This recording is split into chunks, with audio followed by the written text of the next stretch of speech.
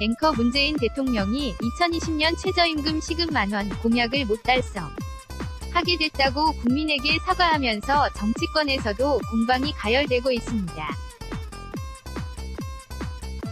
야당은 현실과 동떨어진 정책이었다면서 내년도 최저임금을 다시 심사하라고 요구했고, 민주당은 대기업과 임대업자들의 불공정 행태가 문제라며 보완 법이 먼저라고 반박했습니다. 임성호 기자입니다. 기자 자유한국당과 바른미 네 당은 문 대통령의 사과에 대해 소득주도 성장 정책이 현실과 동떨어졌다는 것을 시인한 꼴이라고 비난했습니다. 그러면서 경제정책을 전면 수정하고 8,350원으로 정해진 내년도 최저임금 시급도 다시 심사하라고 촉구했습니다. 성일종 자유한국당 소상공인특별위원회 위원장 저임금위원회는 근로자위원, 사용자위원, 공익위원 3자의 정상합의로 정수준의 최저임금안을 다시 결정해줄 것을 요청합니다. 김관영 바른미래당 원내대표, 역사상 유례가 없는 이런 급격한 최저임금 인상에 영향은 후속 입법으로도 정부 재정으로도 상쇄할 수 없습니다. 민주평화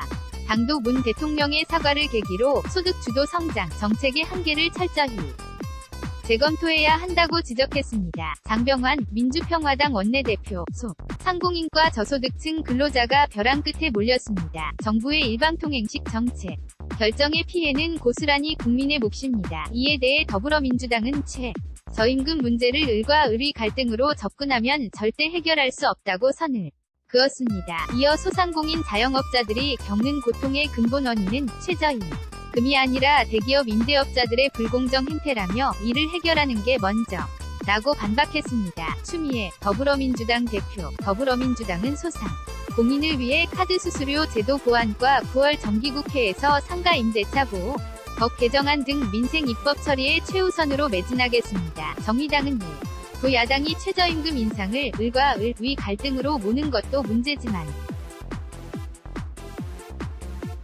정부도 공약을 지킬 의지가 부족하다며 양측 모두를 비판했습니다. 이정미 정의당 대표, 정부와 여당은 속도 조절만 말할 게 아니라 자영업자들의 지불 능력을 높이기 위한 정부 정책을 내놓고 국민에 대한 약속을 지켜야 합니다. 최저임금 인상폭을 두고 소상공인과 노동계 모두 반발이 거세지는 가운데 해법에 대한 여야 간 시각차도 커 진통은 한동안 계속될 것으로 보입니다. YTN 임성호입니다.